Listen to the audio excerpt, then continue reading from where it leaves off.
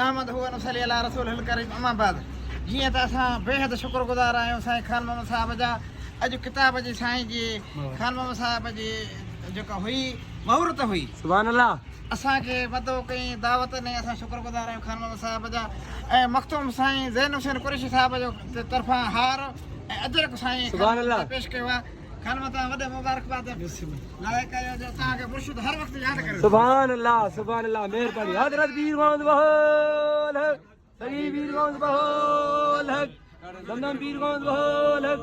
अल्हम्दुलिल्लाह तव्हां वॾा ख़ुशि नसीब आहियो जो तव्हांखे हिन ख़ुशीअ जे मौक़े ते साईं मखतूम ज़ादा ज़ैन हुसैन कुरैशी साहिब मुबारकबाद ॾिनी आहे। तव्हांजे लाइ वधि वधि दुआऊं घुरियूं आहिनि, तव्हांजी कामयाबी लाइ दुआऊं घुरियूं आहिनि। इंशाअल्लाह अल्लाह तबारक तआला तव्हांखे हे जेको तव्हां अजुर अज़ीम कयो आहे, किताब जी मुहूर्त कराई आहे, इहो मुंतक़िल कयो आहे पंहिंजी ॼाण।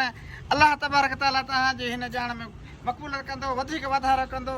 तव्हांजी वॾी महिरबानी जो असांखे ॿुधो। सुभान अल्लाह। हज़रत पीर मोहम्मद बहोल, सही पीर मोहम्मद बहोल, दमदम पीर मोहम्मद बहोल। जीअं त अल्हम्दुलिल्लाह असां इंतहाई दिलि जी अता गहरान सां शुक्रियो अदा कयूं था तव्हां ऐं असांजे रहबर रूहानी रहबर हज़रत सोने साईं गौसल आलमीन जे गुल मखदूमुल मखादीम साहिबज़ादा मखदूम मुर्शिद साईं ज़ैन हुसैन कुरैशी साहिब जंहिंजो इंतिहाई दिलि सां शुक्रिया। ही हिकिड़ो वॾो करम थियो आहे, वॾी दुआ थी आहे जंहिंजे हुकुम सां असां ऐं तव्हांजी मौजूद शख़्सियत चीफ ख़लीफ़ा ऑफ गौसिया जमायत पाकिस्तान, चीफ ख़लीफ़ा गौसिया जमायत पाकिस्तान, असांजो मुअज़्ज़िज़ महिरबान वॾो मोहतरम जनाब साईं अमानुल्लाह दरस साहिब खे पिए खां कुर्ब जा क़दम भरे आयो।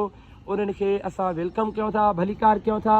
ऐं साईं शाह ज़ैन हुसैन तरफ़ां जेको साईं जन खे हुकुम मिलियो उहो साईं जन बख़ूबी पूरो कयो। असां हिननि खे भलीकार कयूं था ऐं ख़ूब शुक्रियो अदा कयूं था। महिरबानी ख़लीफ़ा साईं चीफ ख़लीफ़ो अमानुल्लाह दरस फराम खिपरो। हज़रत पीर मोहम्मद बहोल हक, सगी पीर मोहम्मद बहोल हक, दमदम पीर मोहम्मद बहोल हक। चीफ ख़लीफ़ा गौसिया जमायत साईं अमानुल्लाह दरस साहिब जन खे अजरक जो तोहफ़ो पेश करे थो। आलमी शहरत याफ़्ता नात खान बाबा साहिब खान मोहम्मद चाचड़ ख़लीफ़े साईं खादिम हुसैन साईं खे बिस्मिल्लाह ख़लीफ़े साईं जी महिरबानियूं त कुर्ब जा क़दम भरे आयो। अल्लाह हुनखे ख़ुशि आबाद सलामत रखे। महिरबानी। मियाँ जुनेद साईं जन खे बाबा साईं हाजी खान मोहम्मद चाचड़ गुलनि जो हार। महिरबानी मियाँ, मौला सलामत रखे, अमांखे आबाद हुजो। मोहतरम जनाब ख़लीफ़ो अली गुल साईं जन के बाबा साईं हाजी खान मोहम्मद चाचड़ अजरक जो तोहफ़ो पेश करनि था। क़िबला ख़लीफ़ा साईं महिरबानी, शुक्रिया, मौला सलामत रखे। महिरबानी महिरबानी।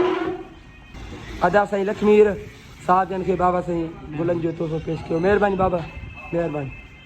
चीफ ख़लीफ़ो गौसिया जमायत साईं अमानुल्लाह दरस साहिब कुर्ब जा क़दम भरे कुर्ब जा क़दम भरे मखदूमुल मखादीम क़िबला मखदूम मुर्शिद साहिबज़ादा साईं ज़ैन हुसैन कुरैशी साहिब जन जी ख़ासि हुकुम ते अॼु हिते आया आहिनि ऐं बाबा खे साईं मुर्शिद ज़ैन हुसैन जे तरफ़ां कंढी ऐं दुआऊं ॾियणु बिलख़ुसूस खिपरे मां आया आहिनि। साईं जेको इस्लामाबाद हुयो, असां साईं खे हिते अचण ते भलीकार चऊं था। ख़लीफ़ा अमानुल्लाह दरस खे छो त ख़लीफ़े साहिब जी वॾी महिरबानी, वॾा वॾा मौला सलामत रखे।